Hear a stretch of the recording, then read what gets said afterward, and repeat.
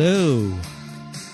Welcome to the show. Welcome to the show, ladies and gentlemen, boys and girls, and everybody in between. This is our 4th of July weekend episode. It sure is. Everybody out there listening, my name's Pete. And I'm Scott. And these are the movies that made us gay. Yay! Woo! We have a little bit of an intro that we want to get out, give everybody some info on this episode before we get started. This is our original Lost episode. So we recorded this episode, I think it was June. Who knows when? I think it was June of 2019. And I remember in our early episodes, I would preview, we're going to be doing a live from Palm Springs episode. Yes. So stay tuned. Yes, indeed. And we did. We went to Palm Springs. We got ourselves a little room at a resort, and we took all our equipment out there with us. It was our early days of recording the show. And I thought that I had it all under control recording on GarageBand. I mean, this was like the early days of this podcast Very where early. silly of us that we assumed that you could record a whole podcast just off of GarageBand. Yeah, especially on an iPad. And pro tip, it's not a very good idea. Yeah, no. It's maybe a good idea to learn, but then you just grow out of it. Yeah, you grow out of it pretty quickly. So we were recording. We had to record in pieces, which we found out on the fly. Because GarageBand won't take a full probably 90 minutes to 2 hours. Not on iOS. One recording. Yeah, and one of the pieces, the third piece, I believe, just disappeared. That mysterious Apple cloud. It just disappeared from the cloud for months at a time, months on end, and we thought that we lost it. We thought that we lost about 40 minutes of this episode, so we figured we'd scrap it and just start fresh. We just scrapped it, and I'm just like, oh, well, I'm just going to the fucking pool. And lo and behold, months and months and months later, the second lost mystery bit just showed up in the cloud. Mm-hmm. There it was. So we were able to stitch together the first two pieces, and now here we are back to record the last piece, finish up the episode, Frankenstein it together, and send it out to you for your listening pleasure. How do you like that? I'm excited. I love this movie. I'm excited for this movie as well. We just revisited it because, I mean, we hadn't watched it this summer. Yes, and this indeed. is like quintessential summer viewing. Yes, indeed. So everybody sit back, relax. You're about to jump into the Wayback Machine. You're going to listen to us talking from pre-COVID days. Oh, such simpler times. Pre-quarantine, pre-social distancing, at a lovely resort, jumping into pools and what have you. But, yeah, get ready. We're about to begin. Are you ready for this, Scott? I'm ready. Well, I am too. Like I said, everybody jump in the Wayback Machine because here we go. This is the real tea, the real OG. Back to the beach. Hey, I don't get it, dude. All the time you've been here, you haven't been in the ocean once. No, I don't go in the ocean anymore. Yeah, but you were the hottest surfer on the beach. I mean, you were the big caboose. Kahuna. Which is extra cool, because you look like an Italian loan shark. Well, it doesn't make any sense. Nobody just decides not to surf again. It's like deciding not to breathe anymore. You better tell him the surf story. All right, ladies and gentlemen, we are back with a very special episode. My name is Pete. And I'm Scott, and these are the movies that made us gay. Woo! Yes, indeed, everybody. You're here. You heard it right. These are the movies that made us gay. This is the podcast where each week we get together and we watch a movie that contributed to our little gay lives. These are the movies that we watched over and over again as kids, and they really contributed to our gayness. We got a doozy today. We are recording on location. We've got a lot of fun stuff going on. Scott, why don't you tell us a little bit about what's happening today? Yeah, we're recording live from the Triangle Inn in Palm Springs. Woohoo! Live from Palm Springs, everybody. A very cool, laid back, I should mention clothing optional resort in Palm Springs. Yes. Because, I mean, us gays just know how to do it. You can just hang out naked all day by the pool. This is true. There's No children splashing. So we watched Back to the Beach from 1987, Mm-hmm. a movie that I did not grow up on at all. I think did. that you introduced me to this movie. Yes, I did. Yeah, which is funny because this is a movie that would probably have been on the Disney Channel when I was a kid, so I'm kind of surprised that I missed it. I was familiar with Frankie and Annette when I was a kid, just because I was really into Disney, and I always knew Frankie from Grease. Yes, he was the teen angel. Mm-hmm. Was he the teen angel? No, it wasn't. Yeah. Beauty School Dropout. Beauty School Dropout. Yeah. Yeah. I mean, anything that we should go into for Palm Springs really quick? Should we talk about gay Palm Springs just briefly?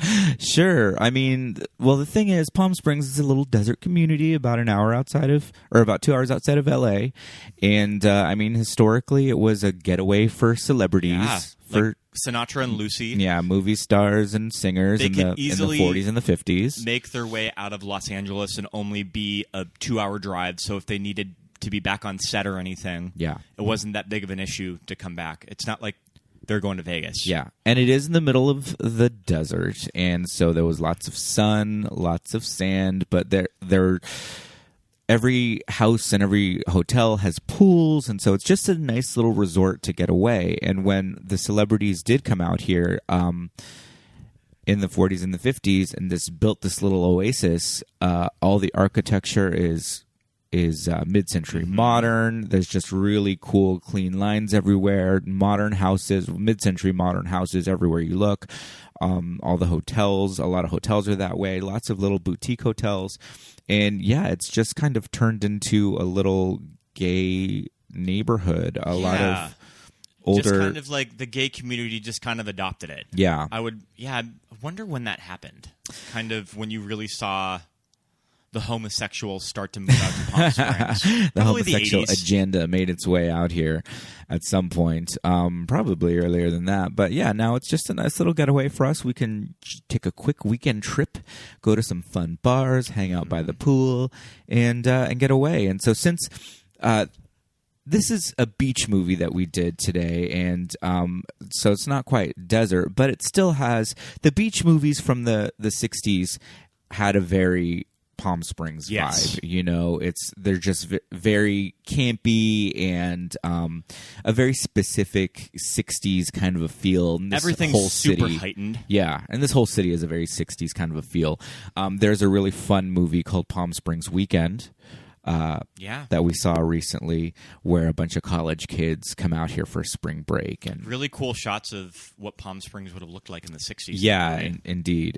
And so it feels like this. It has the same vibe as an old Frankie and Annette beach movie. And so, although the ending of Palm Springs Weekend kind of gets all serious, it gets very Rebel Without a Cause at the end. Yeah, it does, which is weird, but it starts out really strong. Yes, but Back to the Beach. It's So Back to the Beach, 1987, directed by Lytle Hobbs, and a female Australian director. Thought that was interesting. She didn't really go on to do anything else. Sure. And so Back to the Beach is kind of a blender of all of these beach movies. Sure. So but it's done in the 80s. Yes. So in the 60s, there were these beach movies. Muscle Beach Party. Yeah. Beach Blanket Bingo. I think there's one that's just called Muscle Beach. And for the most part, they were starring Frankie Avalon and Annette Funicello. Frankie Avalon was a teen singer of the time. He had a song called Venus. And he was kind of a teen idol for girls. And Annette Funicello She's a Disney kid. She was a Mouseketeer, extremely popular. She was discovered by Walt Disney on stage for Swan Lake. Mm-hmm. Just found that out. And so interesting. Yeah, and she became one of the most popular Mouseketeers in the 50s. And as she aged into her teen years, she branched out into some acting roles, and they made the beach movies. And they're corny. I mean, they're really dumb when you watch them, but they're fun, you know. And so what had happened was, in the 80s, Frankie wanted to do kind of a comeback, kind of a reunion with Annette, and he really made this movie happen. He got some writers, he got a script, he shopped it around. Eventually, it ended up at Paramount, And this movie got made, and it's a dumb movie. And It's got corny jokes, but it's fun. It's so much fun. And it's interesting because there was also kind of a big nostalgia craze in the 80s for the 50s. For the 50s. I mean, Grease had just come out. Yeah. I mean, we just did Xanadu, too. Back to the Future. Yeah. You know, just the 50s was just a big kind of Happy Days, all of that going on. So, and they just did a tour, Frankie and Annette. Yes. They did like a reunion tour that I think was pretty successful. I think that was on the back of this movie as well, because this movie kind of made a little bit of money and sparked interest. And Frankie and Annette turned up in a lot of places around this time. They made a cameo in True Beverly Hills. At the Beverly Hills Hotel, that scene where they were glamping at the Beverly Hills Hotel, they're just on a little jog as Velda Plender walks up to the hotel, and you see Frankie and Annette. They did an episode of Pee-wee's Playhouse. They did the Pee-wee Christmas special. They're making cards. They're making Pee-wee's cards. really mean to them. Yeah, Pee-wee's kind of like a slave driver, and he's making them make 500 homemade Christmas cards and By sundown. and doesn't let them dance in the snow. Because they haven't finished their cards. It's really cute. I think that it's when my favorite part of the Christmas special is the look Pee-wee gives Annette when she shows him how they're making the cards. And he's just like, what? What? But just how Paul Rubens looks at Annette Funicello, It's really I think is funny. fucking hilarious. Yeah, we might record that and put a clip of it on Facebook or something. It's really cute. And so this movie, it's okay. This movie is a camp masterpiece. Yeah, I was going to say when we were watching it, but I decided to save it. The Met Gala just did the camp theme. Yes. And I was having conversations with straight coworkers that were just like, What is camp? What is camp? Yeah. It's this movie. I really just want to pop a VHS of Back to the Beach in and just be like, this Camp is Annette camp. Funicello on a surfboard in a pink wetsuit with white polka dots with a skirt. Little skirt, yeah. The wetsuit has a skirt. And the full body. And the water and the ocean doesn't affect the hair. She has, her hair is completely dry. Camp is every outfit that Annette Funicello is wearing in this movie. It's amazing. Super heightened. Frankie Avalon in sharkskin suits. Connie Stevens just with like amazing 80s hair. Mm-hmm. Okay, so this movie has so much going on. And the thing that I love about this movie is that it's like, it almost has a very cool like punk vibe. Yes. It's definitely made by people in LA that know what the hell they're talking about. We have cameos from the ska punk band Fishbone, all right? We've got Dick Dale and the Deltones playing surf music. Stevie Ray Vaughan is in it doing an amazing guitar solo. There's a little cameo from Rodney. There's Rodney Bingenheimer. Rodney, Okay. yeah. All right.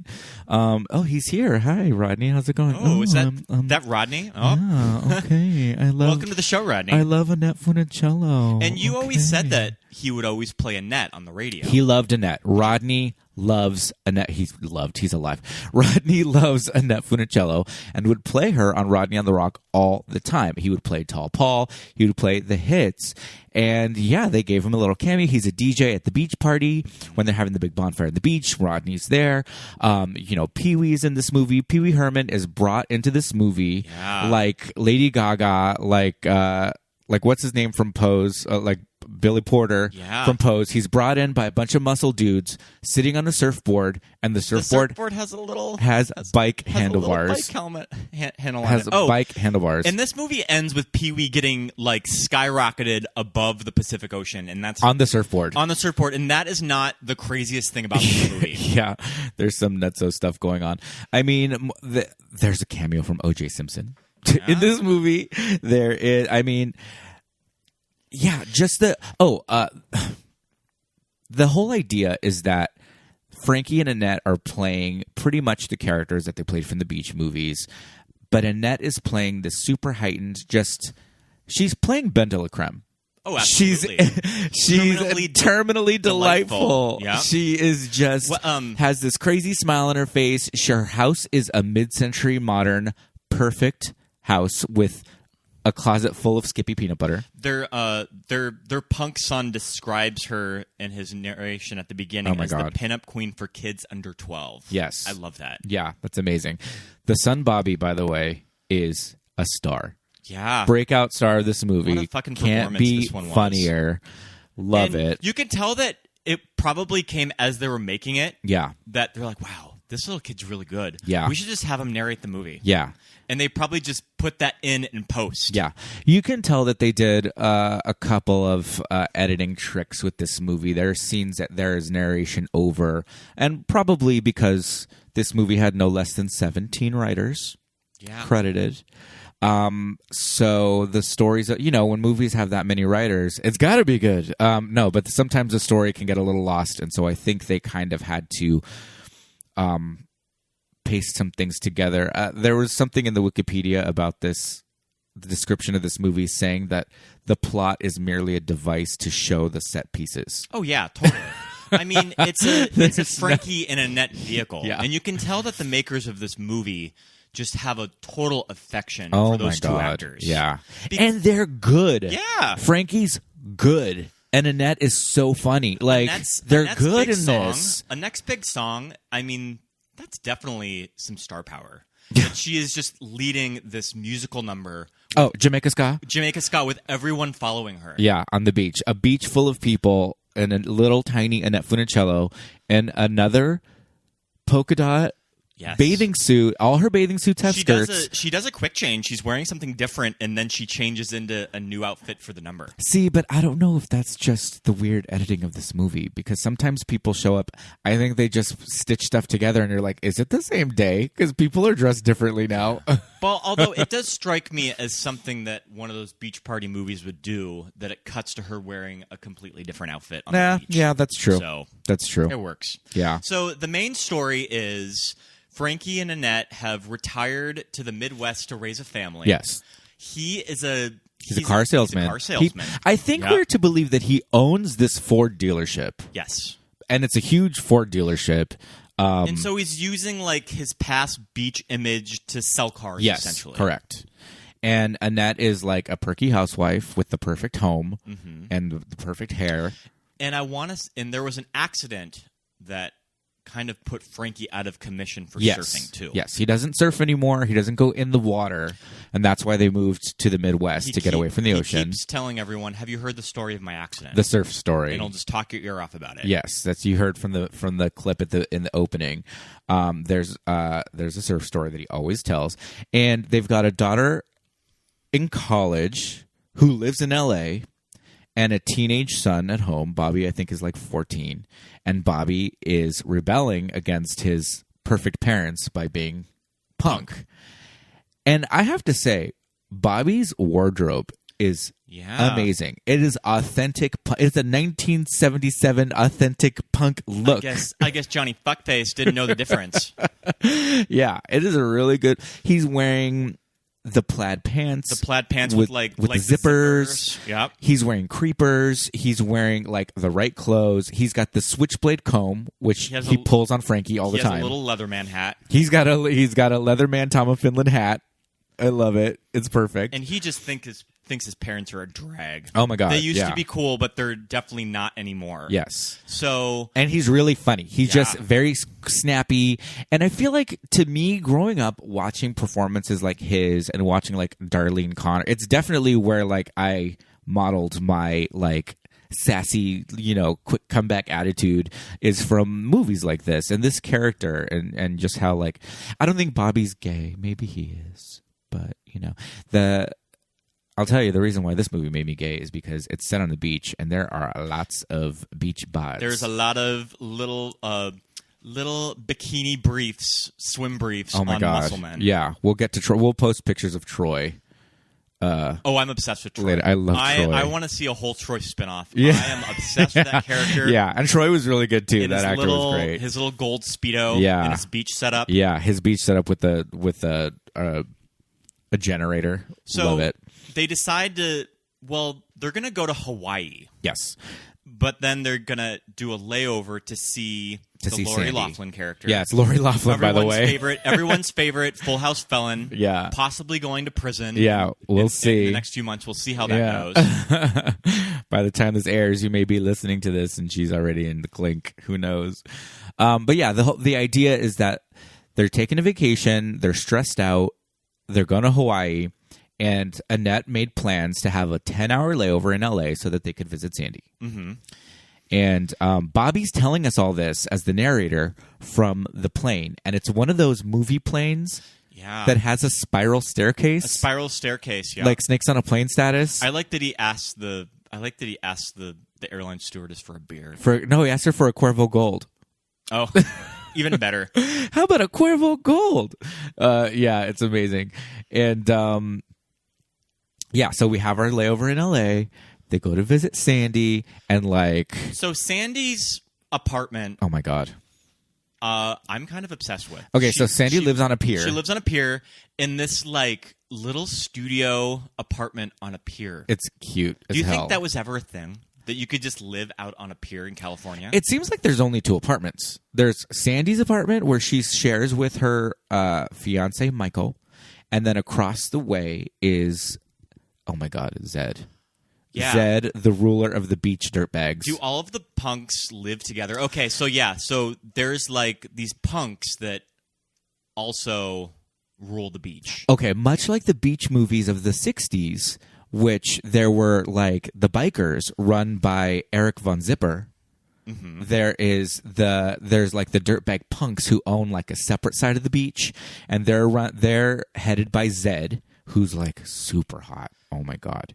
And they're dressed like Mad Max. Yeah. Beyond the Thunderdome. You could tell a lot of work went into those costumes. Yes. Zed is wearing a wetsuit that half of it, that zips down the middle in the front. There's a zipper in the front right down the middle. And one side is completely studded with studs like a motorcycle jacket. And the other side is completely covered in safety pins. He's also wearing a Ziggy Stardust number. I think it's at the party.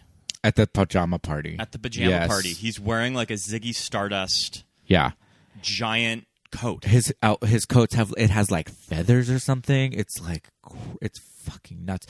Okay, remember that scene in Weird Science at the very end where Lisa generates these crazy punks to break into the house? Mm-hmm. They look like that. Oh, totally. I love it. So there's the punks that live on the beach, and then Zed has an apartment on the pier next to Sandy's because there's a sign that says Zed's Bait and Tattoo Shop.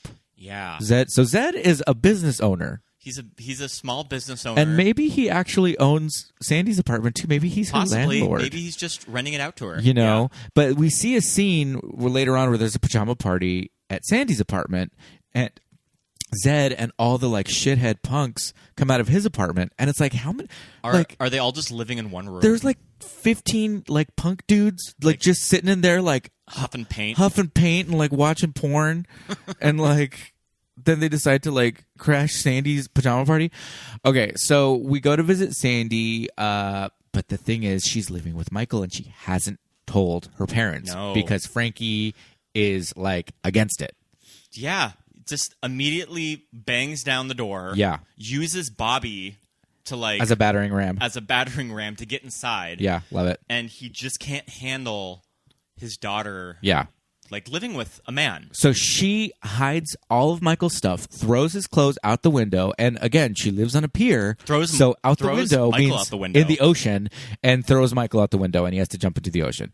Actually, for a little bit of reference, I believe this pier is the same pier from Sharknado, the very first Sharknado classic, and it gets destroyed at the very beginning, where the girl is a waitress or owns this restaurant or something. I think it's that same pier. And we're trying to figure out where it is. Maybe Malibu. I think I've been there in Malibu before. Yeah. I think it's the pier from our last episode that Sunny falls off of. In Xanadu. Yeah. We think it's that same exact pier, probably in Malibu. So she's hiding the boyfriend, the fiance. They take Sandy to her job. She's a waitress at Daddy-O's, which is a surf-themed restaurant. There's a giant pineapple entrance. You also Straight recognize SpongeBob SquarePants style. You also recognize this is the same restaurant that Wayne and Garth met with Rob Lowe to sign the contract for Wayne's World. Same interior even. And both Paramount movies, they probably just used the same set. Yeah, I'm sure. And so this is where, Frankie's just been pissed off the whole time. He just wants to leave. He's like, let's just drop off Sandy so we can get the hell out of here. I hate the beach. I don't like, being out here anymore. Let's just go to Hawaii. Which, why does he want to go to Hawaii if he doesn't like the ocean anymore? But that's neither here nor there. And this is where he meets Connie Stevens. Sex bomb Connie Stevens. Yeah. With this beautiful, long, feathery hair. And is her name just Connie in the movie? I forget. We'll find out. Oh, but that also reminds me. Yeah. The other thing about her this name movie. is just Connie. Her name's just Connie. So the other thing about this movie is that Frankie and Annette are named, well, in the beach movies, Annette's name was Dee Dee and Frankie was Frankie. But those beach movies were another studio. And they can't call them Dee Dee and Frankie. So Annette in this movie is Annette. I think it works better that she's playing Annette. Because it's very... yeah. Well, it's very meta. Yeah, exactly. That she's sort of playing a version of herself Yes, because yes. they do reference Annette being a Mouseketeer. Yes. And yeah. And being a former child star. And her reputation for having big boobs. They're always commenting on Annette's boobs in this movie. No one's got bigger jugs than Annette. Yeah. And Frankie is only referred to as the Big Kahuna.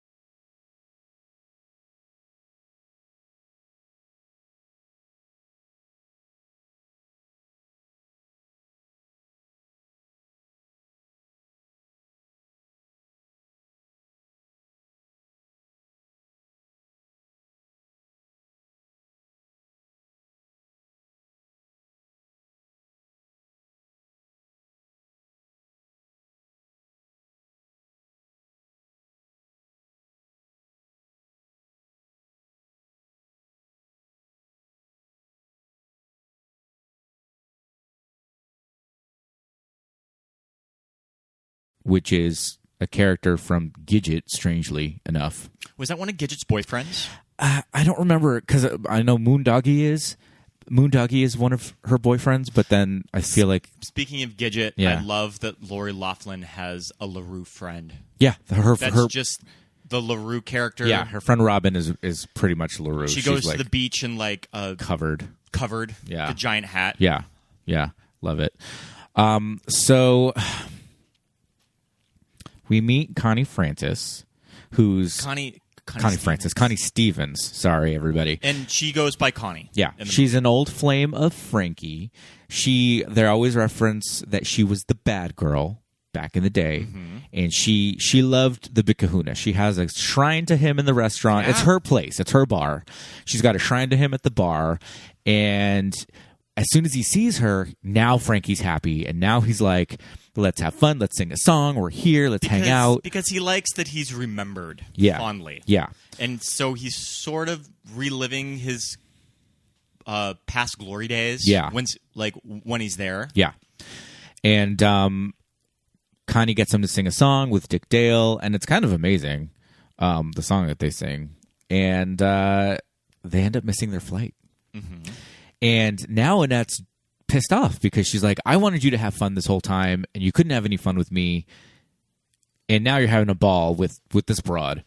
Yeah. And they get into a little fight, and they kind of split up. Annette puts her foot down. Yeah.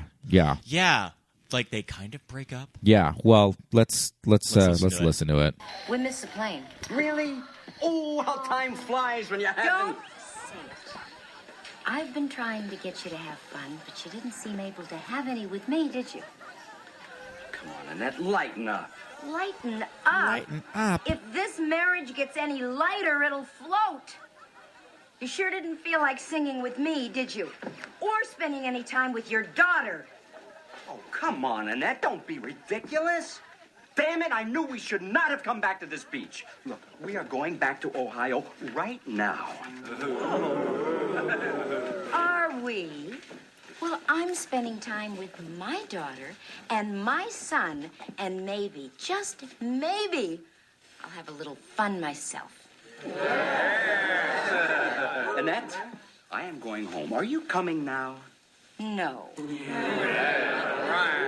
Then don't come later. How about never? I love the audience. You go, girl. I love the audience in the background. All right. Yeah. Oh, and we should also mention that there's great crowd work in this movie. Gilligan from Gilligan's Island is a bartender. Bob Denver in full Gilligan drag. Oh, and also just playing Gilligan, too. He's fully in full Gilligan drag. He's wearing the red shirt. He's wearing the little Gilligan hat, and he's the bartender. And he keeps trying to tell everybody his story of being shipwrecked, and nobody wants to hear it. Yeah, cameos everywhere, and they're the highest camp cameos. Totally. It's like straight up like the Scooby-Doo movie, just like the way people are dressed in their costumes. We want these people in their costumes. We want to see them, as we remember them. But what's also super clever about this movie is that it takes the 60s beach movie, but it makes it 80s. Yeah, totally. They made it contemporary for the time. Which is really cool. Yeah. It has all the elements of those beach movies. It has but the girl. With yeah, a little but bit of a spin. Yeah. It has the girl that makes Annette jealous. It has, the beach punks that are fighting for a spot on the beach. It has Frankie on a surfboard. It has all these things that we want, and it's 80s. It's, oh my God, the amount of like body glove, neoprene, day glow bathing suits in this movie. A lot of wetsuits. A lot of wetsuits. Girls wearing neoprene wetsuit material, but like a bikini top and like tiered skirts. Lori Loughlin has a beaded bikini when they go to the beach. Her bikini top is I don't think I've ever seen a beaded bikini before. Yeah, it's crazy. And you only really see this stuff on HD TVs. I never noticed a lot of these weird little details of the clothing.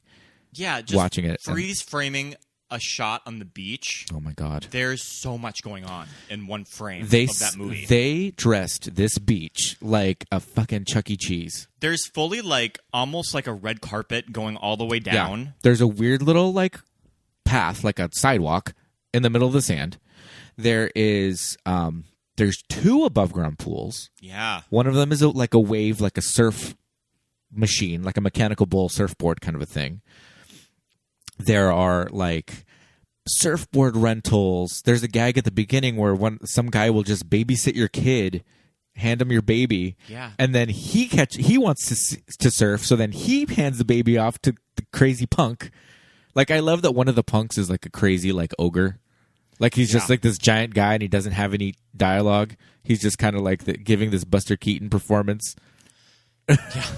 As like a punk. So the big kind of cute setup of this breakup, and it's very something that one of these movies would have done, is that both Frankie and Annette are trying to make the other jealous. Yes. And they have their person. Frankie has Connie Stevens. Annette finds Troy. Oh my God. On the beach. Oh my God. Troy is like a middle-aged swinger. Yeah. He has a whole setup. He has like a bar. On the beach. On the beach. Troy's got his spot. He has a backup generator powering all of this. He's got a gas-powered generator powering. He's wearing a tiger print bikini brief. Yeah. That are very low cut. You see so much of Troy's body. And he's got a banging body. Yeah. You could tell he's an older gentleman. He's at least in his 40s, maybe later 40s. And he's ripped, fucking shredded. And you see so much of his body in this movie. It's amazing. So the consensus is that both of them are using this person or these people to make the other jealous. And they have to a try lot to of make them like come back to the relationship. They have a lot of dialogue, like, when I do this, you're supposed to do this, and I know if I do this, then he's going to say that. They know each other so well, and they know how to push each other's buttons and to get each other to do what they want them to do. And so there's a lot of Annette saying, well, if I know your father, and Frankie saying, well, but when I did this, that means, whatever. It's interesting that little bit, because I guess it's just supposed to show how long they've been together and how they know each other better than they know themselves. We talked about the pajama party scene, right? We haven't really fully gotten briefly, there yet. There's a cute little scene where she goes back to Lori Loughlin's apartment. Yeah. And she's just like, we just need to get our minds off things. Yeah. Pajama party. Cut to a full conga line Smash. of all of these girls Smash cut. in lingerie. Did you notice, like, Lori was wearing, like... Oh, my God. She like was, Little Bo Peep. Little Bo Peep like pants. Bloomers. Yeah, with, like... She's wearing, like, the Little Bo Peep, like, the under... Whatever those are. Yeah. Pantaloons.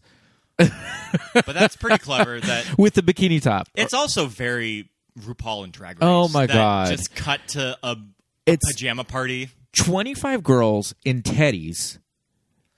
Some of them were wearing like bonnets, like hair bonnets, full like avocado face masks. There's silly string everywhere. Girls' night. Popcorn flying, silly string through the air. Annette dressed like a fembot. Oh yeah, this is. Oh no, she wears the fembot outfit at the beginning. Oh, okay, yeah. That's when she's wearing the fembot. That's when Frankie says we're going to go on vacation. Annette's wearing the fembot teddy, and Frankie's in a shorty robe. Yeah. Oh my God, a shorty robe, a white shorty robe and slippers, and Annette's in a fembot teddy. Oh my God, I love it. And the punks join him in the pajama party. Too. Yeah, so they're having a pajama party, and Zed hears the music. They all and they do a conga together. line and come out, and Zed starts dancing with Annette, and Sandy is like, "Get off my mom!" But Annette's like, "Okay, like come on, Zed, let's fucking dance." And I'm telling you guys, Zed is so hot. This is when Zed is wearing the spike, black.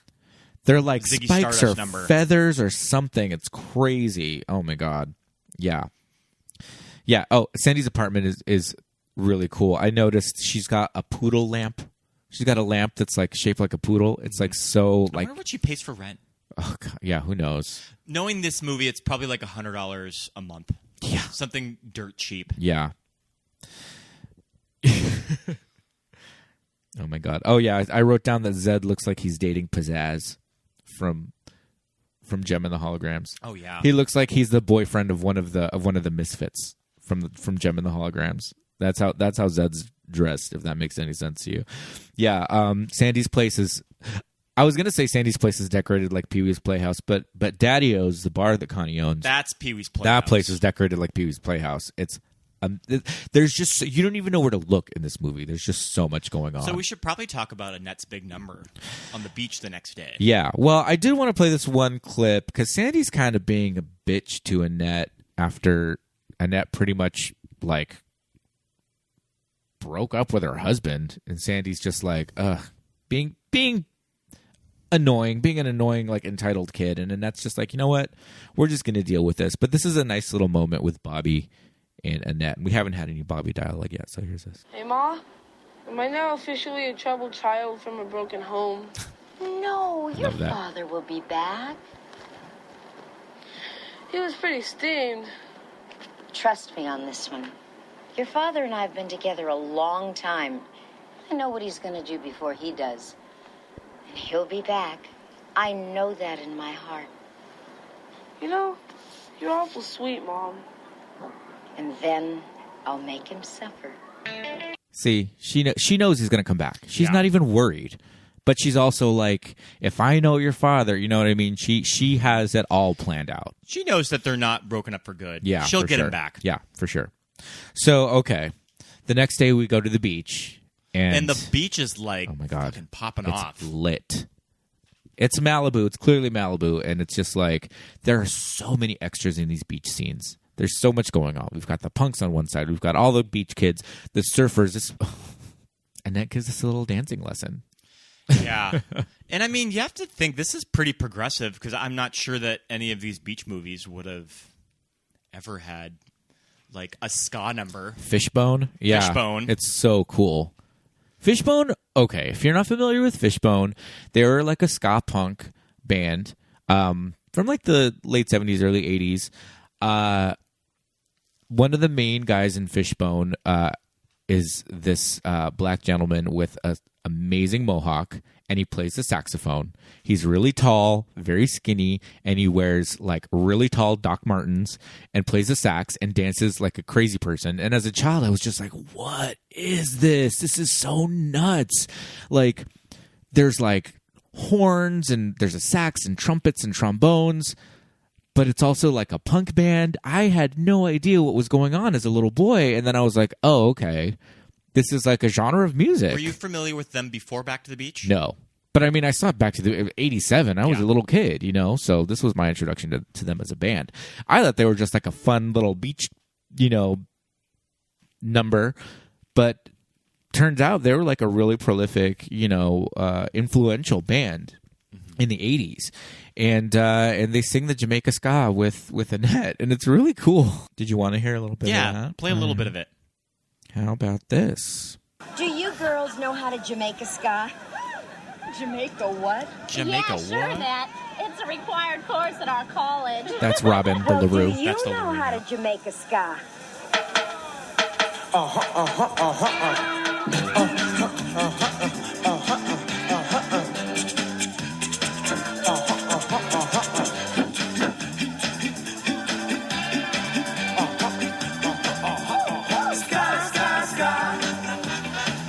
And she's like leading people. I mean, everyone's getting into it. Yeah. And she's just like fully parading this down the beach. yeah, she does. Here it is. Annette, I love that voice. She kind of teaches everybody how to do this little like line dance. Oh, God, it's so fun. Yeah. And also, kind of thinking about Annette's real life story of having MS. Yeah. You know that she was probably like in a lot of pain doing this. Yeah. But you can't tell her. Well, this is where she really discovered that she was sick. Yeah. Because she was having a lot of pain walking on sand on the beach, is what we found out. But you really can't tell. No. Watching it at all. She's on like the little ramp leading up to the lifeguard station. She does a little dance down that. They're walking down the beach. They're running down the beach. She's dancing, doing the Jamaica Ska. And yeah, she looks great. interesting thing that I also found out about this movie. How old would you say Frankie and Annette are in this movie? They're probably in their 50s. So I did a little bit of research. Frankie Avalon in this movie in 1987, 48. He has really good skin. Annette, 45. Annette has a slamming body, too. Like, when you see her in her little polka dot red number that she has on in the scene, it's like, she's a killer body. Petite little woman. Yeah, she looks amazing. And, this just the crazy camp value of this movie. It's teaching everybody how to do the Jamaica Ska on the beach with Fishbone. Fishbone and Annette and Annette Funicello. And like 100 extras behind her dancing down the beach. It's like, it's a sight to behold. And it's kind of fun that they contrast ska with Annette Funicello. Yes. That's super camp. Yes. It fits perfectly, two though. Polar opposite things brought together. I mean, but Annette music has a very surf vibe to it, you know? And, like, there's a lot going on with, like, surf guitar and ska. We've been going through a big Annette Funicello phase in our household. Yeah. We've been listening to her albums a lot. Go listen to Tall Paul and go listen to Pineapple Princess. I like Pineapple Princess. Yeah. That, not to be shady about Annette, but she kind of does have this flat singing voice. Sure. When you listen to those songs. Yeah. And they, like, triple layer that voice. Yeah, or possibly quadruple. Who knows how many times they layer her voice? But it sounds cool though. Mm-hmm. It's a signature Annette sound. And that's what her singing voice is. But you know, whatever, it works for me. And yeah, there's a reason that Rodney Bingenheimer from K-Rock, Rodney on the Rock, would just play her and just loved her. Like there's just something cool about everything going on here, and it's campy, and it's like, if you know what it is, if you get this punk LA, this movie fully vibe, knows what it is. Yeah, too. yeah. It's not trying to be anything pretentious. Yeah, you know, with Pee Wee and like and Dick Dale and Rodney and all the only people missing from this movie are Elvira and RuPaul. I would love to have seen Elvira on the beach in like a black bikini. In a black bikini. Or just like driving by in her like macabre mobile. Just like, hey guys. I'm not sure how Angeline managed to miss out on this one. Yeah. Maybe they tried to get her and they just she was unavailable. Yeah, but that's another thing. Angeline needs to be in this. It's very like Earth Girls are easy. Committed to Earth Girls are easy. You know, but it's that same vibe, that same kooky, weird California, like neon pink 80s. It's just all of that thrown together, and it's this movie and it's those people. And if you understand why Angeline is like cool and why Pee Wee is funny and why like Elvira's sexy, like all of that stuff like makes sense. And this movie is made signature California. Yeah. California kitsch. Yeah. And if you don't kitsch. Yeah, and if you don't get it or you don't think it's funny or cool, it's like, I don't get it. I don't get that. I think this is just like, what's not to like about it, you know? It's just fun. It's just like, let's just have fun and go to the beach, you know? So Frankie wakes up because he spent the entire night at the bar drinking with Gilligan. Frankie wakes up in the surfer like apartment. Yeah. All of the surfers live together in one big room. Yeah. It's a space out on the pier. Yeah. Right? Or somewhere, who knows where it is. But it's close to the beach because it's where there's a surf report. There's a guy who's got all these TVs, and the TVs have like closed circuit video of the different beaches, and people call the guy, and he looks on the TV and says, okay, Zuma, like here's what's going on in Zuma. Oh man, oh my God, his voice, he's got like the crazy surfer voice, and all the surfers are asleep on like bunk beds and stuff, and he like rings an alarm, and everybody gets up and puts on their wetsuits, and it's just all these just shirtless boys in like bathing suits.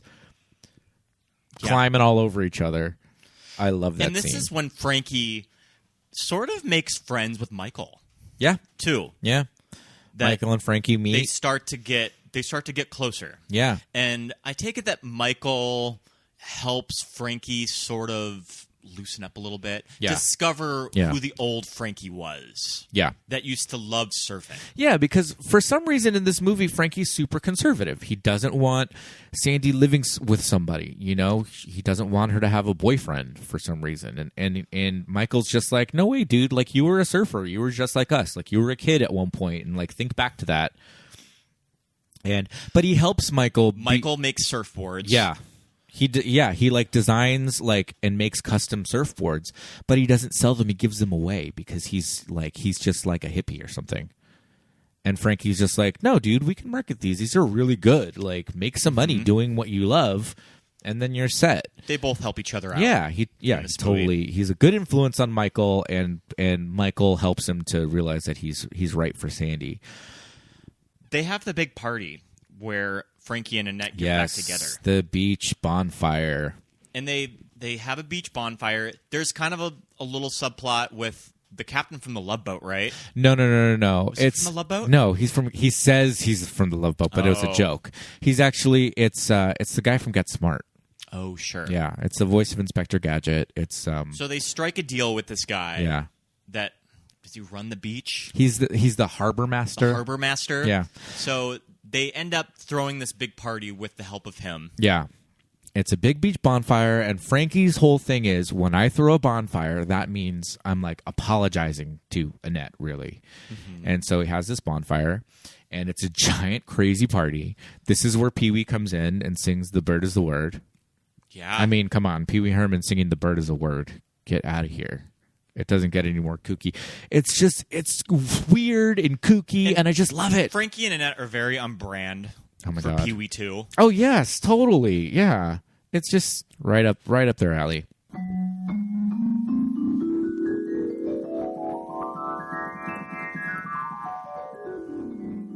Did you have fun in Palm Springs, Pete? Oh, I did. We just got back. Oh, that was so much fun. Mm-hmm. I'm tanned. I've got sand in my crack. I don't know what sand. Were we in the desert? I have a sunburn in my ass because it is a clothing optional resort, as we mentioned. Yes, indeed. We flaunted that for all the straights. Mm-hmm. No straights listen to this show.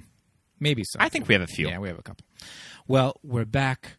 We're talking about Back to the Beach. We just finished watching it. Mm-hmm. Pee-wee just shot off on a surfboard with handlebars, hoisted by two muscle men. Yes. I mean, we can talk a little bit about Pee-wee, too, because I feel like we didn't really talk a lot about Pee-wee. And this is the first appearance of Pee-wee on this podcast. We almost did Pee-wee's Christmas special in December. Yes. It was very, very close, but we didn't quite get to it. We will eventually do Pee-wee's Christmas special. Probably this Christmas. Because it is the gayest Christmas special on the planet. But, I mean, Pee-wee was like a pop culture phenomenon in the 80s. For sure. And it's just something so specific that it's hard to really compare him to anybody today. Oh my God, yeah, no. Yeah. And they got goddamn Pee-wee to go sing "Bird Is the Word." It was hard to compare him to anybody then. Yeah. But I mean, we talked about it earlier in the episode, just how like subversive and like air quotes punk, this whole project was, with people like Pee-wee and Dick Dale from, in the bar, and like Rodney Bingenheimer, spinning records at this crazy beach bonfire party. It's appropriate that you have to bring Pee-wee on board. Yes. You have to have Pee-wee. You have to have Rodney in a movie with Annette. Come on, get out of here. Yeah. Like Rodney with his little like crazy like bangs, shag haircut, just like spinning records just in the background. Like the filmmakers knew enough to just have... pepper these people in, as background players and all of that. And just like the cameos, all that stuff, it's so smartly done. And I mean, just watching this movie again today, I'm telling you, there are so many like hot men's in this movie. Yeah. I'm so obsessed with Troy. I have that in my notes too. Troy's mesh tank. And when Troy is in... Is it gold? Is it... The mesh tank, was it gold or was it pink? I think it's pink. Oh my God. He wears a lot of pink and gold. He might have a gold one too. Yeah. But just Troy and that tiger print bikini. Yeah. You can almost see his balls. Yes. When he first sees Annette on the beach. Yeah. I feel like they kept the camera at a certain level because there was probably some slippage with that tiny bikini. And they are small. It is so small. And that actor kind of has a slamming body, too. Kind of. Yeah. He's got an amazing body. I mean, he's definitely that fit guy over the age of 50 that still, like, frequents Mickey's or the Abbey. I don't know. I think if we did the math, we'd probably find that the actor playing Troy was probably in his 40s at this point. That's just the 80s. It's just the 80s. It's how they live. Everyone read a little different. Like I mentioned before, Frankie and Annette in this movie are in their mid-40s. Like 47, Yeah. 46 or so? Yeah. Yeah. I think we said Frankie was 48. Mm-hmm. Like, that's insane to me. But, Troy looks amazing. He looks amazing at this beach bonfire when he takes Annette out onto the ocean. Mm-hmm. He's wearing a gold wetsuit. And Annette is wearing a pink wetsuit with a skirt. Yes. And she has her fabulous hair. This bonfire party looks fucking lit, first of all. Yeah. I want to go. I want to be invited to this bonfire. Stuff like this ever happened? No, I don't know. There's like booths. Yeah. There's like a bikini booth of where you can just go and pick up a string bikini. Yeah. At the beach party or just at the beach in general? At the beach party. Yeah. And also, I just kind of noticed that there's a tank that are they having diving contests? It's the surfboard that's like a mechanical bull. It's sure. Like a mechanical okay, that makes sense. Okay. It's the fake surfboard. Yeah. Which they showed a little earlier in the movie with Mountain, who is the character. His name is Mountain. He's the guy who does the surf report from the pier thing that you said looks like Harry Styles. Oh, yeah. And David Bowie. Not David Bowie. Not David Bowie. David Bowie. He looks like sort of a Harry Styles lookalike that's a little more rough around the edges. A little, yeah. Mm-hmm. And I noticed that they match him up with their LaRue character. Oh, he's with Robin. Robin. Yeah, I love it. Mm-hmm. That's appropriate. Yeah, because he's Michael's buddy. He's the quirky best friend to the boyfriend. And Robin is the LaRue character for Sandy. I love that. I love that they fully made her LaRue. I think we talked about that earlier in the episode. Oh, Mountain. David Bowie, folks, you may remember him from UHF with Weird Al. I'm not as familiar with UHF as you are. Well, I just know. I remember him from I UHF. just know the nanny's line of this job sucks. Really sucks. Yeah, UHF is another one that's just one of those weirdo kind of. Now I feel like it's kind of punk, very fringe. And I feel like UHF and Back to the Beach are sort of kindred spirits too. Yes, you would probably program these back to back on like TBS. I mean, a Weird Al movie, and a Frankie and Annette, throwback movie. Yeah, to me, my little gay self was just like all of my contemporaries were just rewatching like Commando. And like Red Dawn and, like all these war movies over and over again. And don't get me wrong.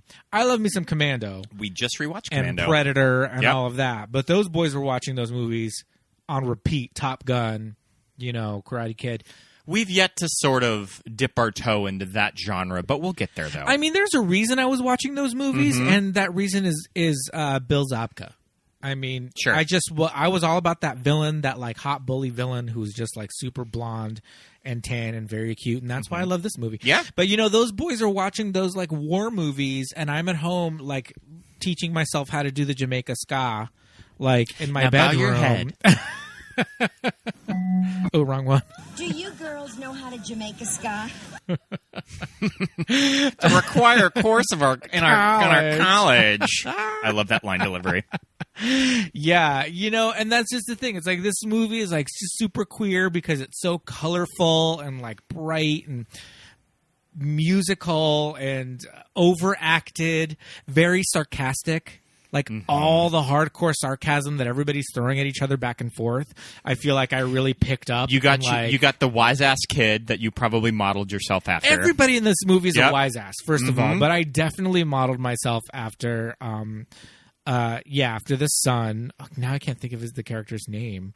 Yeah, I definitely was like wanted to be him. I remembered all of his like lines where he just like burned Frankie so hard because he would just like antagonize Frankie nonstop. But yeah, and Bobby. Yeah, I think I mentioned this earlier, but for a prize we won something in my class. I think it was the 5th grade, and we won a movie day, and I convinced everybody to watch Back to the Beach, and I brought in my tape and we watched it. I love that. What did your class think of it? There was a poll, and the poll was like, what movie are we going to watch? And I think it was like this, Beetlejuice, and like, but we did watch Beetlejuice, so it must have been another poll. So I can't remember what the other movies were, but my big suggestion was Back to the Beach, and I lobbied everybody, and it won the poll, and we ended up watching it, and I was just like... just watching everybody the entire was not even watching the movie, just watching everybody's face. You better be watching. Yeah, and they liked it, but the thing was that they thought that the end with him on the surfboard, which we're getting to, was a little over the top, even for 1987. And you're like, guys, it's supposed to be over the top. Yeah, I was like, don't you know what camp is? Come on, guys. Don't you know what the Met Gala theme 30 years from now is going to be? Right. Trying to explain camp to a bunch of 11-year-olds. Didn't really go over very well. That's amazing. But they liked it. I think for the most part they liked it. They thought it was funny. But that was my stupid gay ass contribution to movie day at St. Stephen's. Bringing your Back to the Beach VHS. Yeah. I don't even remember what else was on the tape because there were 2 other movies on the tape. Not just one movie. We didn't. Oh yeah, definitely. So this beach party fucking lit as hell. Mm-hmm. So much fun. I want to be there now. And this is where Frankie and Annette are sort of playing the game of trying to get each other back. Yes. Because when he throws a beach party, that means that he wants to sort of win Annette's affection.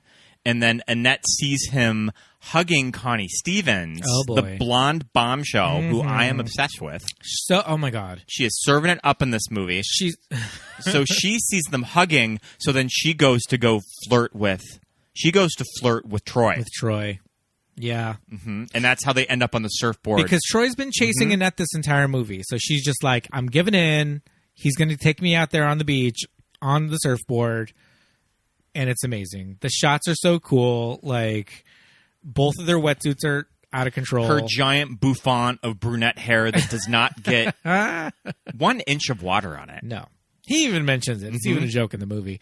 Connie Stevens in this, Connie Stevens is beautiful. She believes in a nude lip. Mm-hmm. I love her makeup palette. She has various hairstyles in this movie. Her hair changes in every single scene of this movie. Yes, it does. But it is forever just this bouncy beach blonde. It's sort of hair. It's sort of like that.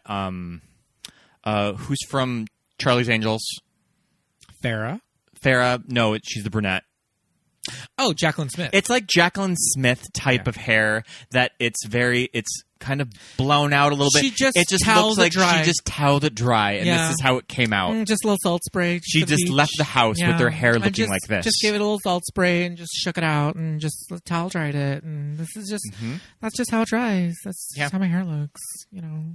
Yeah, it's amazing. It's beautiful. I wish I had it. Did we mention Connie Stevens is the mother to Lori Loughlin's boyfriend? I'm sure fiancé? We mentioned it earlier in the movie, but yeah, she is Michael's mother. She's Michael's mother. Yes, in the movie, and there's even a little bit where he's just like, "Oh, could Michael be my kid?" And she's like, "No, we never did it." Yeah, and Frankie didn't even remember. And I appreciate on this viewing, I kind of underestimate the friendship that Annette and Connie make. Yes, at the beach party because she kind of breaks it to her that, no, I'm not trying to steal him. Yeah. It's like, you're Frankie and Annette. You're just this iconic couple. Yeah. And she even says, she's like, I'm the bad girl. I'm never going to get with the guy because I'm the bad girl. And you're going to get with the guy. And it does make me wish that the movie would have gone in a Grease direction, that Connie has to make Annette into the bad girl. Sure. For the surf contest. Yeah. The next day that she shows up, the bad girl. I think if they went that direction, it would have been a little too it would have been a little too literal Grease. Yeah. I just would like, but it would have been super cute. I just would like to see Annette made over to be the bad girl. Well, and this mid 80s bad girl, what would that look like? would they go Yes. super punk to go with like Zed and his crew? Because no, that would make Annette like ugly. You can't make Annette ugly. Like she would have to be like, what's like the 80s bad girl? She going to be wearing like, I don't know, like the body glove, like very like neoprene, you know, wetsuit material with like tiered skirts. Yeah. And like crunchy hair. What would they do to make? I'm Annette just a sort bad of girl on the thinking of beach? a. Love it. What are those like very detox? Oh, like a Patrick Nagel, Like a Patrick Nagel type. slicked back hair, like a slick back wet look on Yeah. Annette, slick back because she's a brunette, you know. Oh man, she's got those Annette eyebrows. Annette's look with the dark hair and the kind of like thicker eyebrows, she's giving me that like 60s. It's almost like an Audrey Hepburn like style. Sure. You know, there's a name for it in fashion. I can't pronounce it. I don't know what it is. But yeah, it's a thicker eyebrow and like just very, I don't know. Yeah. We noticed that she has her fall of hair, and then she has a ponytail in the back. Oh my too. God. So much she hair. has so much hair. Yeah. Do you know what I think is kind of Piles. clever Piles of hair. about Annette's character? What's that? Is that when she goes back to the beach, she's not seen as square or uncool. She's Annette. Like, she's Yeah. in her element. Yeah. And she's kind of immediately cool to all of these kids. Like all the beach kids are not like, oh, there's your mom. There's womp this womp. there's this old lady. Yeah. As soon as she starts singing, Yeah. she everybody's like, fuck yeah, I'll do the immediately Jamaica has Ska. the attention of the crowd. Yeah. And she's in her element, and it's Yeah. like she never left. Yes. Too. Yes. I think that's really interesting. She's Annette. Yeah. And Annette's someone that was very just on brand and knew what her image was, Yes. and she was very true to it. Yes. And even when you watch interviews with Annette Funicello, where they ask her, like, oh, well, did you ever want to be the bad girl, or did you want to ever try kind of a different or sexier role? Yeah. She was always just like, no, like, I'm Annette. I'm the Yeah. girl next door. Yeah. That's who I am, essentially. Did we decide if it was Walt that said, no, you're not going to change your name? Possibly. Because she's fully said that they tried to get her to change her name. Her name is super Italian. yeah. Funicello. Come Sure. on, in the 50s and the 60s. And it was a request from Walt that she could never wear a bikini in the old beach movies. Aw. She always had to wear the signature Annette. One piece. And it's not even a one. I think it's sort of two pieces, but they're just cut. She didn't show. They're just cut really, really low, so you didn't see the midriff. She didn't show her belly button. Yes. It's very I Dream of Jeannie. Mm-hmm. So if she did have like a two piece, the bottom was above her belly button. Yes. That's very puritanical. But, you know, I mean, Walt gave her career, so she had to give him something. I do love that Annette is like super cool. Frankie does come off a little bit more square. Frankie kind of makes the. He's the car salesman. He makes the biggest journey. Yes. That Yeah. he was once cool, and then he turns into a kind of a dad. Yeah. Loser car salesman, Yeah. and he has to get back that mojo once he Yes. goes back to the beach. Yes, for sure. I love the relationship that Frankie kind of develops with Michael. Yes. You know, it's very sweet. Now, we were wondering on this viewing if there's a cut scene of them first meeting. Well, I mean, if you really start watching this movie with like a fine-tooth comb, It's a little disjointed. there's a lot of the editing is a little funny. Mm-hmm. And this is one of those movies from the 80s that has like 20 credited writers. Yeah. So, you know, it turns into this thing where they just kind of stitch together what they got, what they had. They didn't quite get the shot of them meeting outside of the bar when he's all drunk leaving. Yes. From when Frankie and Annette kind of have their initial breakup to what we see in the movie as the following day, it almost feels like if you watch it, that we're missing a full day. Because Yes. there's costume changes that were not from the previous night. There's bathing suit changes that seems like there were 2 full days on the beach, which we don't see and are kind of stitched together as one day. Where it's like, why did they change their bathing suits? Why does Frankie have a different coat when he's at, you It know? almost works because that's just the continuity problems that you would have seen in a 60s beach movie, though. True. So, True. This beach party, you know, Annette is kind of trying to get Frankie to come back to her by making him jealous with Troy. You know, Frankie eventually, does he punch out Troy? I think he punches him out. Then we have our big confrontation with Zed, where they decide to have a big surf competition. And Zed with Bobby in tow. Yes. Bobby becomes like their new leader. Become like full punk. Yes. I mean, Bobby was already punk. But he's just been initiated into the surf gang. Yes, indeed. And they fully take to him because he's just got this shithead attitude, and he's like right there with them. And also, his family has just forgotten about him. Yes. So good for Bobby for finding a place to stay. Yeah. Poor Bobby. He had to get kicked out of the apartment when they had the pajama party. Yeah, what the hell? This like 3 a.m. pajama party. Oh yeah, we were talking about that of when the pajama party happens. That okay, so she probably got off work around last call, so we'll say 1:15, and then they managed to have a full pajama party. She called each and every one of her friends, and they were all like, "Sure, I can be at your house right now in my pajamas." My house on the pier, 3 a.m. pajama party. Yes, indeed. And Zed's apartment is full of his like shithead like punks to like infiltrate this pajama party. That face on Zed is so handsome. Yeah, he's a great looking guy. That's like a male model. He looks like right a model. there. He looks like if you cleaned him up and just put him like in a nice shirt, you can just see him in like a catalog modeling clothes. He's like, and he's got like when finally at the end when they do have the surf competition and he comes in and he's in a wetsuit. He's got just like this tiny little waist. Like Zed is like, I feel like Zed was one of the main reasons I watched this movie over and over again. I mean, he's pretty handsome. Troy and Zed for sure. Yeah, they're hot. They both have slime and bods, and like Zed is like the leader of the punks. He's got like this shitty attitude. He's like, he talks like, and like I don't know, like. That's one of the reasons that I watch this fucking movie so many times. There's just like hot boys all over the place. It's a super queer movie, you guys. if you haven't picked that up yet. You know, the whole thing is like, much like in the original Beach Party movies, their main villain was, I believe his name was Eric Von Zip. The main bad guy here is Zed. And, you know, he's with the punks and they're battling for rights to the beach because there's like a line drawn down this crazy beach. Yes, there's like skulls. Yeah, as the border.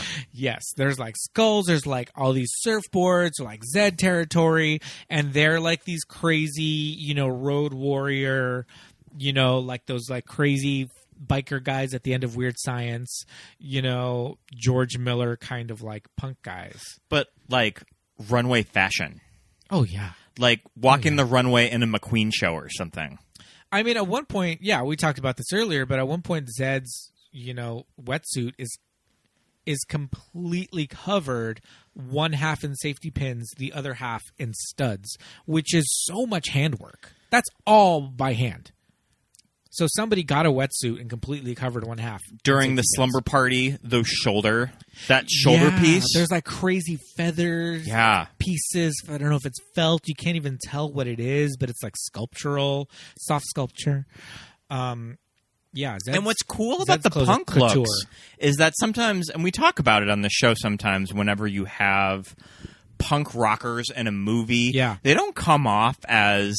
This is your 50-year-old woman costume designer trying to piece together a punk look. It kind of looks pretty authentic to me. Yeah, to the 80s, to that time period. Yeah, I think they probably got a lot of like real influence on like beach kids and punk kids. And just when you look at the background extras of all of the punks, it almost looks like they just told them wear your most... punk wardrobe that you have. Like they had a call for like punk gross kids and they all came in and they had this crazy makeup and ugly hair and all that stuff. Yeah, probably. It's really cool. So, you know, Michael's gonna surf for the good guys. Yes. Against Zed. And Frankie breaks his foot. Yes. With the bongo drum. He stubs it. He shoves a big bongo drum like into the sand on top of Michael's foot and just like breaks his whole foot. Yeah. So Michael can't surf. They bring in Robin, the LaRue character, to surf in his place. And Zed laughs her off. Robin, she can't even swim. And Frankie comes in at the last minute. Frankie has to come in and save the day. Yeah. He has his new board that he got. His old school board. It's like crazy, like 60s surfboard that's like super Oh, tall. is like, it his old school board? I thought that was from... that Michael made him? I thought that was one of Michael's boards. Well, Connie Stevens has a shrine to the Big Kahuna at the restaurant, and the surfboard is there. Mm-hmm. So I always took it that he just grabbed the board. He just grabbed his old board. Okay, sure. Yeah, because it's the same design. But Michael could have made it. So I feel like Michael's business, that's sort of an unresolved story of this movie. He mentions that when he introduces himself to Annette, and she's like, "Oh, so you surf? Is that all you do?" And he's like, "No, I make and sell boards." Oh, sure. And that's when Sandy's like, "No, idiot, you make boards, you give them away." And he's like, "No, dude, I sell them. I sold 7 today. Sure. I sold 7 Okay. in a day." Yeah, that's right. Because Frankie gave him like this whole like salesman speech. I feel like I want to see him selling the boards, though. Yes. Making a sale. Mm-hmm. I don't understand how he can sustain like having this workshop. He makes all of those boards for free. He gives them away. Giving them away. Mm-hmm. Crazy talk. But no, he ends up selling them because he wants to get married, to Sandy, and he's got to like bring in that dough. So he ends up selling them eventually. So now we have the surf competition. Yeah, I mean, and then it kind of calls back to what happened to Frankie. Frankie's story. Well, the whole reason that he doesn't surf anymore is because this giant wave came from Australia. This whole scene reminds me of Wet Hot American Summer. Yes. When they're in the rec hall and they're having the talent show, and that kid's doing his so much, and there's like a wind machine and everybody's like pointing in the sky. Yeah, oh god, now I can't think it's of very Wet Hot American Summer. I can't think of the name of the satellite that fell out of the sky.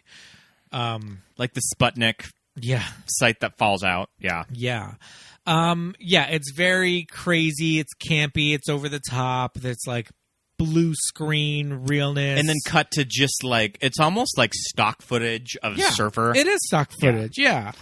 Mm-hmm. Yeah, and there's just this giant wave, and Frankie's just on a board in a room, spraying him down with, a hose. And also you would see shots like that in those beach movies too. Yes, and so it's a callback to the beach movies. It's super camp, like I said, and it's that thing that this movie is it's camp. It's meant to be silly. Yeah, it's meant to be fun. Yeah, it knows what it is. It knows it's camp. It knows it's over the top and fake and all of that.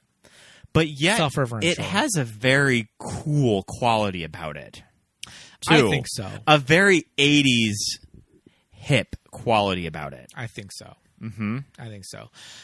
They knew their audience. They knew that if Frankie and Annette are their stars, then they were going to fill this movie with cameos that people would appreciate. So one of the bartenders at Connie's bar is Gilligan in full Gilligan drag. The judges at the surf competition are Wally and the Beaver, and the announcer from the surf competition is Mrs. Cleaver from Leave It to Beaver. It's just full. The harbor master is Maxwell Smart from Get Smart. It's just full of all those 50s and 60s cameos, but then it is also full of like these 80s underground, really cool people, I can't stress enough Dick Dale and the Deltones, man. Like, if you are familiar with like the soundtrack to Pulp Fiction, know who Dick Dale is. Like, Americana surf music. Yeah, he invented surf music. Mm-hmm. That whole surf music sound. That like strumming of I don't know about shit about guitars, but that strumming of that guitar. Yeah, that Dick Dale invented that shit, man. There's a scene with Dick Dale and Steve Vai just soloing next to each other. And like Steve Vai is like what was like one of the greatest guitarists like the fucking planet, like, and they're next to each other in this movie with like a wind machine and like neon lights and like all this shit with like girls in the background like dancing. It's crazy, you know. There's we talked about Fishbone earlier, doing, you know, the Jamaica Ska, like all this shit. There's really, really cool musical performances in this movie that didn't need to be there. Yeah, because they were very underground. Mm-hmm. You know, Steve Vai was like this crazy, like guitar center, like metal, not even metal, but just like prog rock kind of like dude. Dick Dale's very specific, even in the 80s, very specific kind of sound, you know. They didn't have to go out of their way to put in like these crazy, like iconic and people. We've watched quite a few beach movies like Muscle Beach Party, Beach Blanket Bingo. But I think what's interesting about Back to the Beach is I think it almost works better than those older movies. Oh, it does. That, like, the pace is super quick. Yeah. You get those pop culture references that were very current. Yeah. And I feel like the character development is a little better than those movies, too. It's snappier. It's funnier. It makes more sense. Like, a lot of those movies, they were just kind of like, they were B movies, you know. And they were just sort of produced to be fluff. They were aimed at kids, you know, so they weren't taken very seriously. There was some cool stuff going on in there. There's some cool musicians. We talked about in our Hairspray episode with Brian, we talked about Donna, who is a character in the beach movies that was just kind of a peripheral girl character, but this actress always had a song. Yeah. And it was not Annette.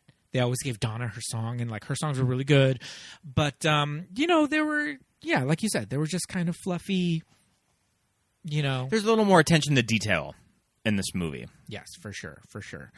And it's just fucking cool, man. Like, if you know, I'm kind of surprised that it's not talked about more. Yeah. It's kind of forgotten. I feel like we are doing our part to make this movie I think so. I think it's one of those things that if you're familiar with it, you remember it, and you remember the Jamaica Ska and all that stuff, but you have to be a very specific age. You had to be like a little kid when this came out. And then after that, it just kind of got buried, you know. And Frankie and Annette were having a moment at this time. Yes. You know, they were in the Pee-wee's Christmas special. You know, they have their cameo in Troop Beverly Hills. They were on all the daytime talk shows. I want to say that Annette would also pop in and out of the reboot of the Mickey Mouse Club too. Probably. That you would sometimes see a cameo from her. That's where I kind of remember her from. Yeah.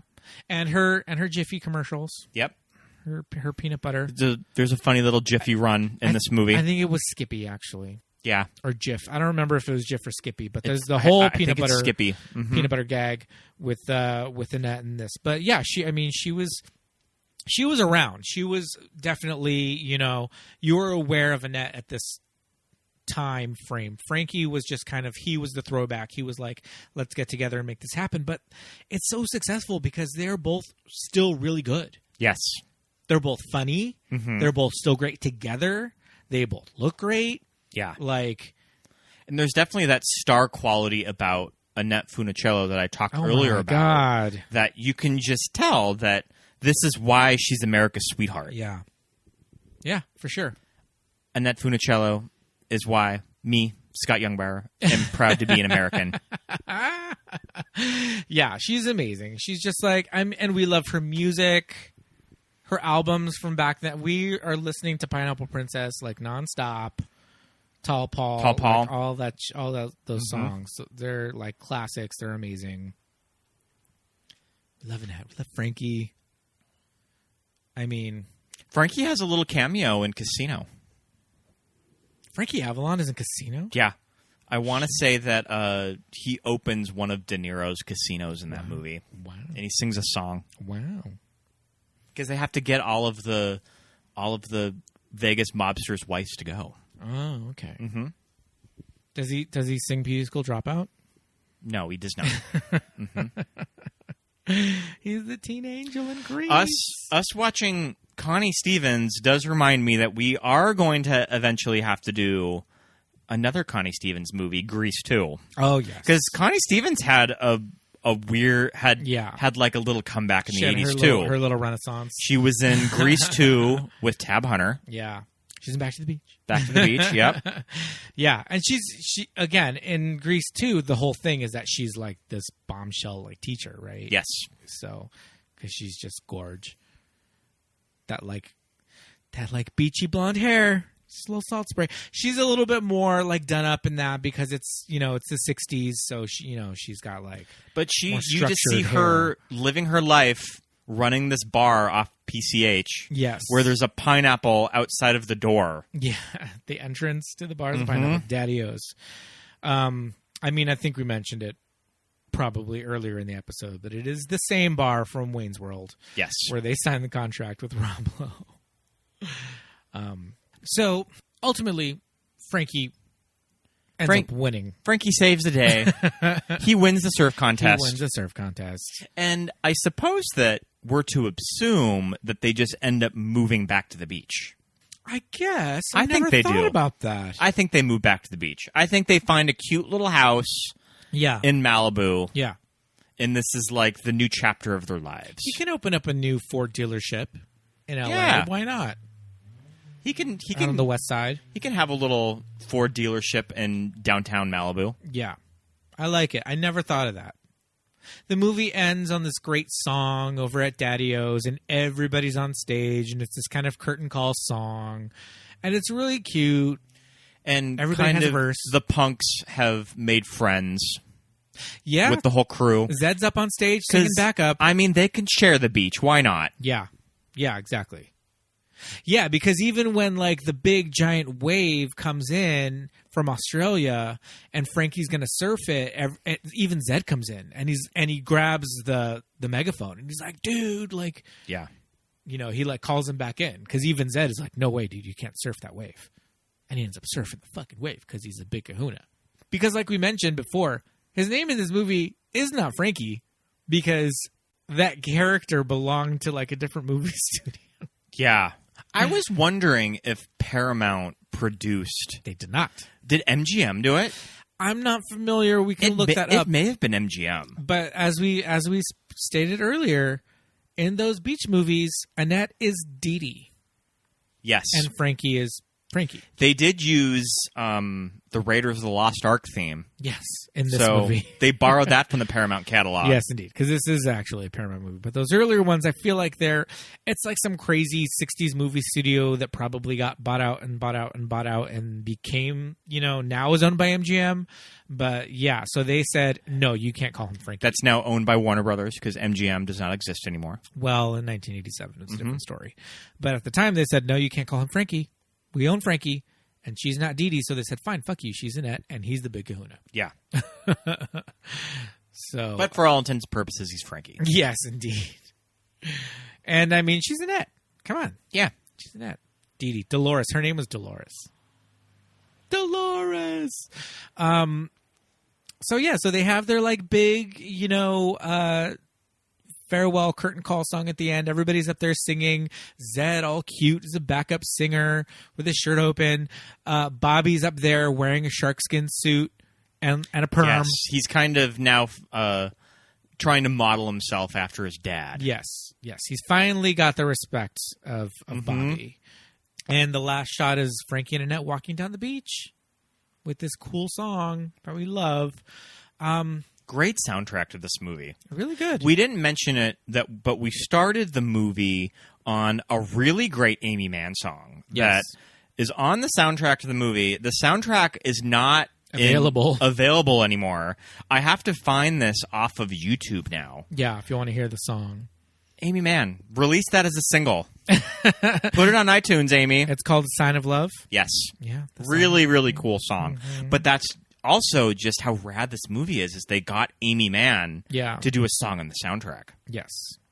Like the lead singer of Till Tuesday, cool new wave band of the 80s. Yeah, at that point she was still probably making music with Till Tuesday, and they got just a solo Amy Mann song very early. The song plays when Frankie and Annette are sort of reconciling at the party. Yes. It's a really good song, you guys. Here's a bit of it now. This movie needs to be on, like, Netflix so a wider audience can discover it. Yeah. It doesn't have a rotation on cable. No. It's like... More people need to see it. Yeah. How did it just get buried? We are doing our part to bring Back to the Beach to the people. Mm-hmm. I feel like that's our job, and we're doing it here. What's cooler than liking 60s beach movies, too? Come on, you guys. It's always my favorite time of the year on TCM is when they have their beach party programming on like spring break month. Indeed. They always have them all on demand. Yes, indeed. Just that 60s aesthetic. There are some really cute boys in those movies too, man. Yes. If you watch those beach movies, there's one guy, I think his name is like Bonehead or something.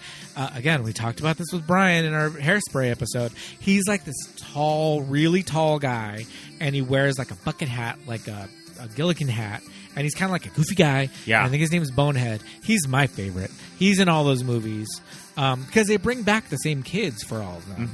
Mm-hmm. So I really love Just him. contract players with the studio. Yes, indeed. Do you know what I'm also a sucker for? What's that? Is sort of a theme park version of a California beach. Yes. Now, this is not how when you drive out to the Will Rogers Beach in Santa Monica. This is not how it is. This is how it is in a movie. Yeah, for sure. Of that, when you walk out, there's almost like a red carpet that leads out to the beach. There are weights. There are muscle men on the beach just lifting. Yes. Too. Troy's setup, he has a gas generator. He has to haul out this bar every day to the beach. Troy has a tiki bar, a microwave, a blender, all run by a gas generator next to him. Oh, a fan. He's got like an oscillating fan. Yes. On his little setup. Does he have like the shiny board of him getting a tan? Oh. I feel like that's missing. Not the shiny tan board with the 3 folds that you put under your chin. I love the shiny tan board. I think he has that at the when she first walks up to him. Oh, I love Troy. Oh my goodness. I feel like I'm always let down whenever I go to the beach that it's not like this. That there's not like a mechanical surfboard, mechanical bull situation tank for you to fall into. Yeah, I was my hopes were, the bar was set super high by me watching Back to the Beach for like California beaches. There's not like the groups of the guys standing by their surfboards. There's not the groups of the girls sitting on their towels. Yeah, in their tiered skirts. No one's doing the Jamaica Ska or building human pyramids or doing backflips. It's just gross people with their kids. Yeah. Ugh. Keep your kids at home. But yeah, I mean, Back to the Beach, you guys. Great escapism. Go rent it. For this crazy time that we live in right now. Yes, indeed. That is for damn sure. It harkens back to a simpler time. Yes. But, I mean, I have a question for all of you out there. And I would like to know. Do you girls know how to Jamaica Ska? Jamaica what? Yeah, sure, Annette. It's a required course at our college. Well, do you know how to Jamaica Ska? Me? What? Oh, Fishbone, you guys. If you're not familiar with, like, actual ska music, if you like, no doubt, this is one of their inspirations. What else can we say about this movie? I think we covered it. It's so good. Yeah, it's super cute. It's full of cute boys, cute gals. I mean, great performances. It's just fun. Apartment goals. Living on a pier. An apartment above a bait shop. Yeah, on the pier. Lori Loughlin has a cute little deck, too. She's got that apartment is fucking sweet. Mm-hmm. Yeah. She's just going to watch the sunset into the ocean every night. She just pays that with a waitress salary. Working at Daddy-O's? Yep. She probably gets mad tips. That bar is full of tourists. It's true. And you know a stun mullet has got to cost like $9 even in 1987. Yeah. Because there's like 8 kinds of liquor in it. Mm-hmm. So she's just like serving up stun mullets and like scorpion bowls and like $12 drinks. Like, she's making mad tips. I mean, sign me up. She's making like $100 a night in cash. You know, she has yet to have her daughter that she's gonna try to get into USC. We could not mention it, but hey, I mean, Lori when Loughlin, we started this episode, none of that stuff was happening. Oh no, it had just happened. Had it? Oh, yes, we mentioned I didn't it. So remember. she just pled guilty to all of it. Lori. Mm-hmm. Oh, jeez. Wow. Oh, Aunt Jackie. You mean Aunt Becky? Oh shit, Aunt Becky. What am I thinking? Roseanne. How dare I? How dare you? Oh boy, this was a journey. We started this episode months ago, a year ago, 2019. Yeah, summer of 2019. Yeah, wow. I wish I was back in Palm Springs. Me too. I wish we were at the Triangle Inn. We will be soon. We'll make it back there eventually. This was a lot of fun. This was a lot of fun. I love this episode. I love this movie. Mm-hmm. You guys really go out of your way and look it up because you will not be disappointed. So much fun. Anything else to wrap it up? I think we did it. I think we did it all. Well, everybody, as always, go find us on social media. Where are we on Instagram and Facebook? MTMUG Pod on Twitter, Movies That Made Us Gay on Instagram and Facebook. Yes, indeed. Slide into our DMs. Yeah, drop us a line if you want us to. I'm still working on more of the summer programming. We're going to have some really fun guests and movies, too. Yes, indeed. Like I said, drop us a line if you have any movies that you'd like to suggest for us to review. And while you are on iTunes, we would love it if you would give us 5 stars. Give us 5 please. stars. Also, rate and review our show. We love it. Thank you for listening, everybody. You guys are the best audience ever. We'll be back soon with another fresh episode of Movies That Made Us Gay. Bye.